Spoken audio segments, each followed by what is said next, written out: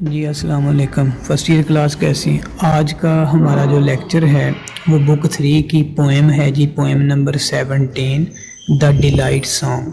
ये मैंने टेक्स्ट उसका आपको शेयर किया है, इसको रीड आउट भी करते हैं।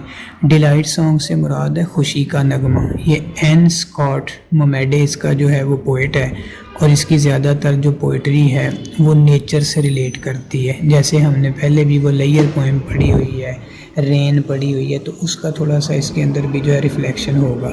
इस पोएम के अंदर पोएट इस चीज़ के हवाले से अपने आप को, यानी वो कहता है कि अगर हमारा नेचर के साथ रिलेशनशिप डेवलप हो जाता है तो कहता है मैं नेचर के साथ अफिनिटी या रिलेशनशिप को डेवलप करके अब इस चीज़ के ऊपर मैं इक्तफ़ा करता हूँ कि मैं एक फ़ीदर की तरह, जैसे किसी परिंदे का कोई फ़ीदर जब पर जो होता है तो आपने देखा होगा कि जब वो ऊपर से गिरता हुआ नीचे आता बड़ा लाइट वेट होता है तो उसको बहुत टाइम लग जाता है नीचे आते। तो कहता है मैं बिल्कुल ऐसा ही हल्का ही फील कर रहा हूँ। और उस हवाले से वो कहता है कि जब मेरा नेचर के साथ रिलेशन डेवलप हो जाता है तो मैं अपनी परेशानियों को, वरीज़ को, सॉरोज़ को, सफरिंग्स को इग्नोर करके अपना टाइम जो है वो ब्यूटी ऑफ नेचर यानी उसको देख के महसूस हो के, और उससे वो कहता है कि मैं अपनी लाइफ के अंदर एक अपलिफ्ट एग्जाल्टेड पोजीशन जो है वो फील करता हूँ। और इस तरह से जो नेचुरल फिनोमिना है, जैसे आम तौर पे रेन है, स्टार्स हैं, सनलाइट है या दूसरी वो चीज़ें हैं, उस हवाले से वो तमाम तर चीज़ें अगर देखी जाएं तो इसी तरह से वो सिचुएशन है कि हमारे सामने वो आ जाती है, या उसके आइडियाज़ को हम ऐसे ही प्रोवोक कर सकते हैं। ऐसे जो हैं वो कैनाल है, रिवर है, सी है, फ़िश है, यानी अल्लाह ताला ने नेचर की जितनी भी ब्यूटी जो बनाई है तो वो कहता है उसको देख के इंसान फॉर द टाइम बीइंग अपनी लाइफ के अंदर जो है वो थोड़ी देर के लिए रिलैक्सेशन फील करता है और उसकी लाइफ जो है वो काफ़ी हद तक जो है वो अपलिफ्ट हो जाती है। देखें जी, अब इसका हम टेक्स्ट पढ़ते हैं तो इसमें वो कहता है कि द डिलाइट सॉन्ग, खुशी का नगमा। I am a feather on the bright sky. कहता है कि मैं एक चमकदार आसमान के ऊपर, यानी उस हवाले से मैं एक पर की मानंद हूँ। I am the blue horse that runs in the plain. Blue horse होता नहीं है, ये यूटोपिया है, आइडियल स्टेट वो डिस्क्राइब कर रहा है। यानी वो कहता है कि मैं एक ऐसे नीले घोड़े की मानंद हूँ जो कि मैदान में दौड़ता है। I am the fish that rolls shining in the water. मैं ऐसी मछली की मानंद हूँ जो कि पानी के अंदर ट्विस्ट करती है, रोल करती है, बल खाते हुए मूवमेंट करती है। I am the shadow that follows a child. ये बच्चे की इनोसेंस को शो कर रहा है, मासूमियत को। यानी वो कहता है कि मैं एक बच्चे के साए की मानंद हूँ जो कि उसके साथ साथ चलता है। I am the evening light the lustre of meadows. मैं शाम की उस रोशनी की मानंद हूँ जो कि चरागाहों के ऊपर, आपने सीन देखा होगा, ये बड़ा अच्छा सीन होता है कि जब वो सूरज गरूब हो रहा होता है या सुबह सूरज तुलू हो रहा होता है तो वो चरागाहों के ऊपर एक बड़ी, यानी वो चार्मिंग सी एक लाइट, ब्राइट लाइट पड़ती है। I am the eagle playing with the wind. कहता है मैं एक ईगल की मानंद, शाहीन की मानंद हूँ जो कि हवा के साथ खेलता है। I am a cluster of bright beads. मैं चमकदार मोतियों के एक, यानी झुंड या झुरमुट की मानंद हूँ, ग्रुप की मानंद हूँ। I am the farthest star. मैं आसमान पे दिखने वाला, दूर दिखने वाला एक सितारा हूँ। I am the cold of the dawn. सुबह के वक्त जो हल्की सी खुनकी ठंडक होती है, नमी होती है। I am the roaring of the rain. जब बादल गरजते हैं, बारिश होती है, तो कहता है मैं वो गरज हूँ। I am the glitter on the crust of the snow. तो जब आसमान के ऊपर वो कहता है हम देखते हैं दूर से किसी नज़ारे को, हम जब देखते हैं जैसे पहाड़ी इलाकों के अंदर है तो वो जो पहाड़ी जिसके ऊपर वो बर्फ़ की एक तह चढ़ी है, उसके ऊपर एक सूरज की किरण जब पड़ती है तो उसकी चमक से वो बहुत प्यारा एक सीन मंजर दिखाई देता है। तो मैं कहता उसकी तरह हूँ। I am the long track of the moon in the lake. आप नदी के अंदर चांद का साया देखें तो वो जैसे जैसे हम चलते हैं ऐसे लगता है हमारे साथ ही वो दिखाई देता है। I am the flame of 4 colours, चार रंगी, यानी आग जो होती है इसके अंदर 4 कलर की लाइट, उसको वो डिस्क्राइब कर रहा है। I am the whole dream of this. कहता है जितनी मैंने ऊपर चीज़ें बयान की हैं मैं इन सब का एक ख्वाब हूँ। You see I am alive. आप देखते हैं कि मैं ज़िंदा हूँ। आई एम अलाइव, मैं ज़िंदा दिल हूँ। आई स्टैंड इन गुड रिलेशन और वो कहता है कि इस हवाले से ज़मीन के ऊपर जितनी भी चीज़ें पाई जाती मेरा इनके साथ एक अच्छा ताल्लुक़ है। I stand in good relation to the lords, और इसी तरह वो कहता है जो किंग हैं, नवाब हैं, उनके साथ मेरा अच्छा ताल्लुक़ है। I stand in good relation to all that is beautiful, कुदरत की बनाई गई हर खूबसूरत चीज़ के साथ मेरा अच्छा रिलेशन है। I stand in good relation to all that is truthful fruitful, और वो कहता है हर चीज़ जो कि अल्लाह ताला ने चीज़ अच्छी बनाई है दुनिया में, नेचर में खूबसूरती को इजाफा करती है उसके साथ अल्लाह। You see I am alive, I am, और इसी चीज़ को कहता है कि मैं अलाइव हूँ। अगर मैं नेचर के साथ रहता हूँ तो फिर मेरी ज़िंदगी जो है वो मुकम्मल तौर के ऊपर जो है उसको अच्छे तरीके से टैकल किया जा सकता है। अब हम इसके कुछ सिनोनिम्स डिस्कस कर लेते हैं। जैसे टाइटल में डिलाइट का वर्ड दिया गया है, तो डिलाइट के लिए हैप्पी आ जाएगा। फीदर, फीदर के लिए हम लिखेंगे प्ल्यूम, PLUME, ये पर को कहते हैं, परिंदे का जो पर होता है। उसके बाद है जी रो, इसके बाद प्लेन का वर्ड है, प्लेन कहते हैं फील्ड को, मैदान को। रोल्स का वर्ड है, रोल्स कहते हैं मछली जैसे बल खाती जिसको हम ट्विस्ट कहते हैं, TWIST। उसके बाद शैडो का वर्ड है, शैडो को आपको पता साया कहते हैं, तो इसके लिए रिफ्लेक्शन आ जाएगा। इसके बाद नीचे जो वर्ड दिया गया है लस्टर, लस्टर कहते हैं शाइन को या ब्राइटनेस को, चमक को। मीडोज़, मीडोज़ कहते हैं ग्रासी लैंड को, चरागाहें जहाँ पे घास वगैरह उगी होती है, ग्रासी लैंड। उसके बाद नीचे एक लाइन छोड़ के देखें, क्लस्टर का वर्ड है, क्लस्टर के लिए हम ग्रुप लिखेंगे, ग्रो को कहते हैं जुरमट को। बीड्स कहते हैं मोतियों को, तो इसके लिए पर्ल आ जाएगा, PEARLS, पर्ल्स, जेम्स, मोती वगैरह, कीमती पत्थर वगैरह। उसके बाद है जी फारदेस्ट, फारदेस्ट मतलब होता है दूर दिखने वाला, far away, FAR, far away. उसके बाद नेक्स्ट इसमें आ जाता है जी ये डान का वर्ड है, यानी डान कहते हैं अर्ली इन द मॉर्निंग, सुबह सवेरे जो तड़का होता है। उसके बाद है रोरिंग, रोरिंग कहते हैं थंडर को, बादल का गरजना, चमकना। ग्लिटर के लिए फिर हम शाइन लिख लेंगे, चमक को कहते हैं ब्राइटनेस कहते हैं। क्रस्ट का मतलब जो है ये यहाँ पे क्रस्ट ऑफ द स्नो, तो क्रस्ट कहते हैं अपर लेयर जो सबसे ऊपर वाली तय होती है। उसके बाद ट्रैक है जी, ट्रैक के लिए पाथ आ जाएगा। इसके बाद ये लेक लिखा हुआ है, लेक के लिए नदी, नहर, ये झील वगैरह, तो इसके लिए कैनाल वगैरह भी लिखा जा सकता है। उसके बाद निचले स्टैंजा में आ जाए, इसके जो लाइन लिखी हुई है तीसरी लाइन में रिलेशन का वर्ड है, रिलेशन कहते हैं ताल्लुक़ होना, अफिनिटी, AFFINITY। इसी के साथ आगे लॉर्ड है, लॉर्ड्स के लिए किंग्स वगैरह लिख लेंगे जो बादशाह हैं। उसके बाद है जी इसमें ब्यूटीफुल, ब्यूटीफुल के लिए लिखेंगे चार्मिंग, अट्रैक्टिव। और इस तरह से ये पोएम जो है ये हमने अच्छे तरीके से इसको रीड आउट कर लिया, इसके सिनोनिम्स भी आपके साथ डिस्कस कर लिए। इसके जो साथ ही पेज आपको शेयर किया है उसके ऊपर इसके क्वेश्चन आंसर्स हैं, उसके ऊपर मैंने सर्कल किया हुआ, यही क्वेश्चन ज़्यादा बोर्ड के अंदर रिपीट होते हैं। अब आ जाते हैं हम इसके, अच्छा जी आपको ये जो पेज शेयर किया हुआ है इसके ऊपर आपने देखना है वो जो कुछ वर्ड्स हैं, जैसे वो सिनोनिम्स के लिए अंडरलाइन किए ज़्यादा, इसमें से ये 3 वर्ड ही बोर्ड में मैंने देखे रिपीट होते हैं। एक तो आई am the glitter not be crust of snow, glitter का मतलब होता है जी चमक, यानी ग्लेयर को कहते हैं, या शाइन भी इसके लिए आ सकता है। इसके बाद दूसरे में आ जाता है I am the roaring of the rain, roaring कहते हैं थंडर को, गरजना, बादलों का गरजना। I am evening light the lustre meadows, meadows कहते हैं पास्चर्स को या ग्रासी लैंड को जो कि घास के मैदान होते हैं। आगे इसके कुछ क्वेश्चंस हैं, उसमें सबसे पहला है कि what is the effect of man's good relation with the earth and the lord, तो उसमें वो कहता है कि in this poem the poet says that the good relation of man with earth and the lord keeps him alive and active, यानी जो अल्लाह ताला ने नेचर को तख्लीक किया, अगर इंसान उसके साथ अपना ताल्लुक़ बनाता है तो उसके लिए वो सबसे बेहतर है। What are the things that keep a person live, वो कौन सी चीज़ें हैं जो इंसान को ज़िंदा रखती हैं। There are many things that keep a person alive, the most important of them are air, water and food, but in this poem the poet says that the good relations of man with the earth and the atmosphere keeps him alive and active, लेकिन इंसान का nature के साथ जो relation है अगर वो अच्छा होगा तो हर लिहाज से वो चीज़ें बेहतर करेगा। What is the dream of the poet, उसका ख्वाब क्या है। In the fields he finds himself in the good relation with the अर्थ, वो खेतों में जब मैदानों में घूमता है तो वो ज़मीन के साथ अपना ताल्लुक अच्छा महसूस करता है।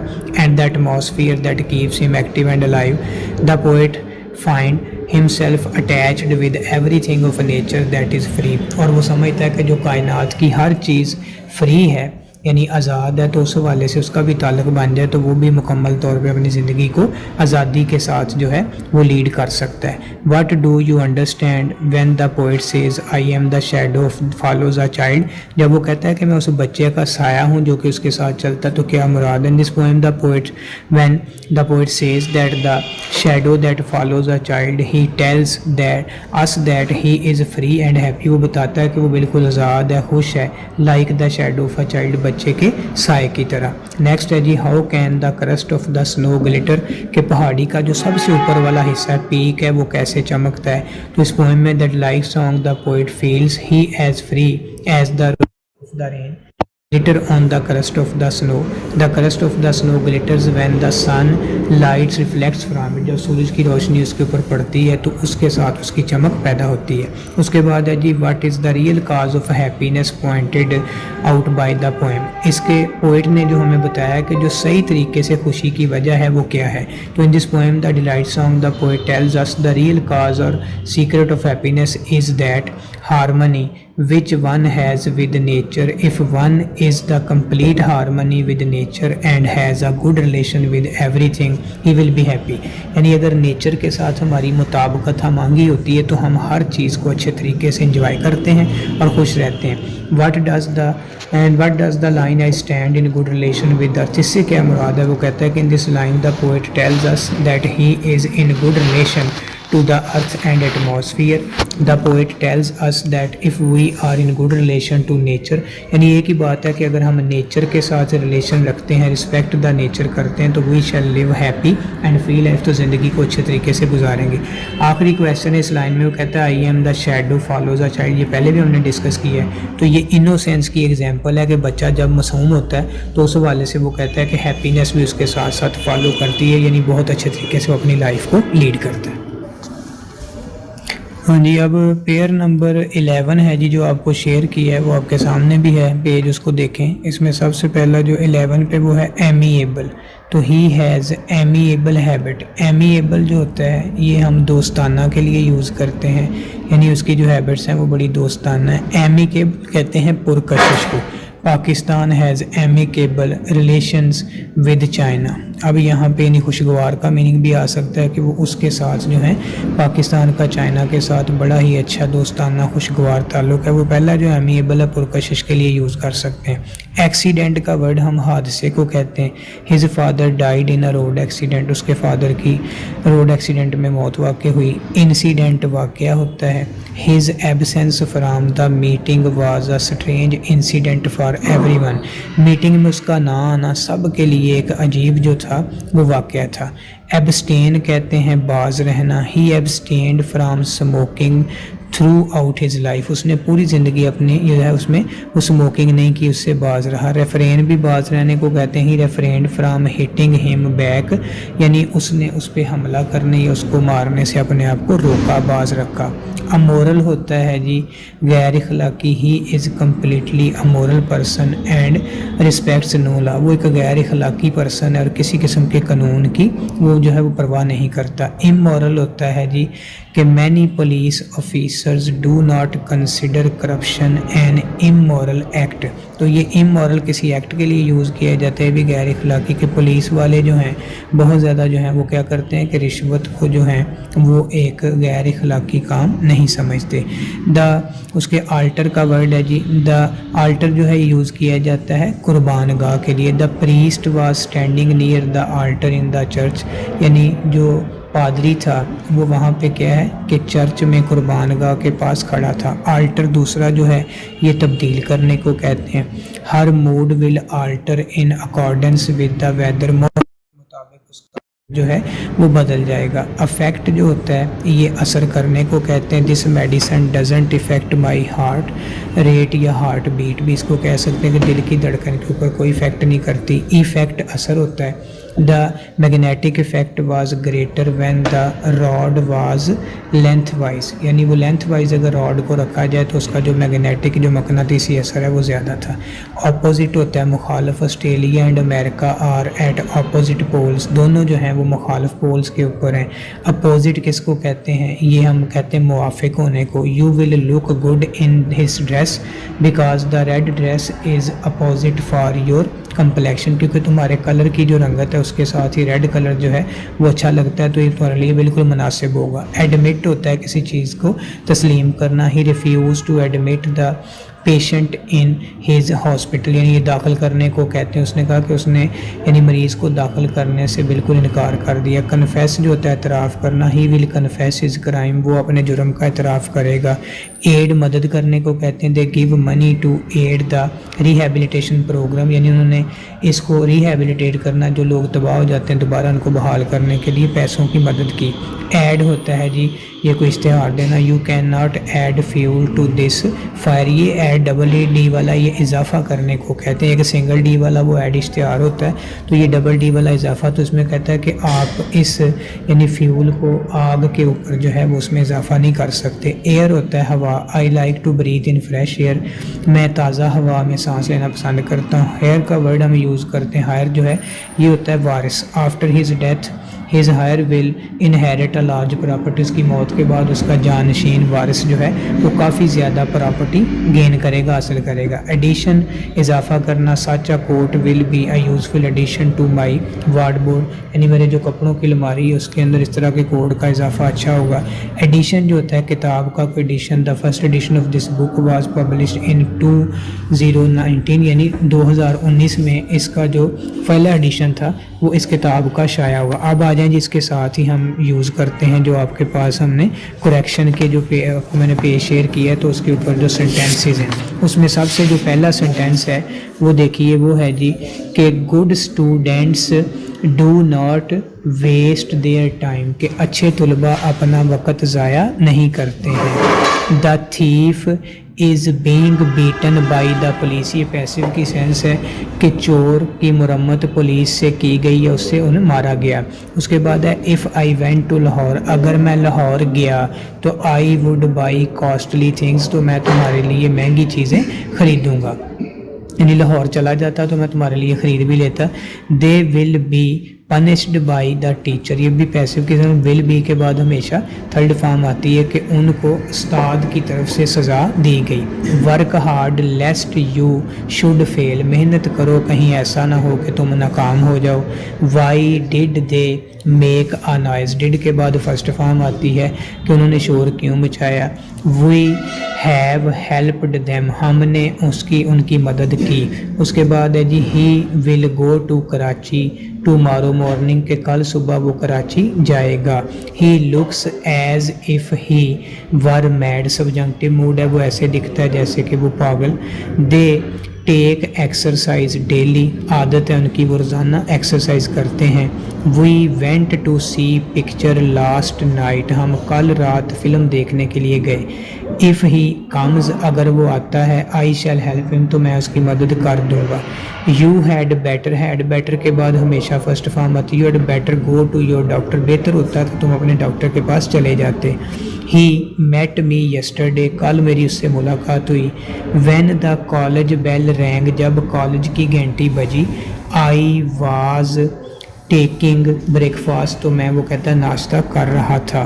The beggar prayed that I might live long, यानी फ़कीर ने मुझे ये क्या किया, दुआ दी कि मैं यानी उस हवाले से मेरी उम्र दराज। वुड आई वर रिच, काश ऐसा होता कि मैं अमीर होता। Would that they were our neighbour, काश ऐसा होता कि हमारे हमसाए होते। Work hard lest you should fail, मेहनत करो कहीं ऐसा ना हो कि नाकाम हो जाओ। He went out 5 minutes ago, वो 5 मिनट पहले यहाँ से चला गया। इफ़ ये इट लिखा हुआ, it had rained before I came out, इससे पहले कि मैं बाहर आता बारिश हो चुकी थी। I take tea every morning, मैं हर सुबह चाय पीता हूँ। The sun warms the air and gives us light, सूरज हमें रोशनी भी देता है और हमें हीट भी देता है। आई इसमें आएगा have been living here since 2002, यानी मैं 2002 से यहाँ पे रह रहा हूँ। उसके बाद है जी इसमें आगे वो कहता है कि शी लव्स हर कैट, व लव के बाद प्रेपोजिशन नहीं आती, वो अपनी बिल्ली से मोहब्बत करता है। They will leave for Karachi tomorrow, कल वो कराची के लिए रवाना हो जाएंगे।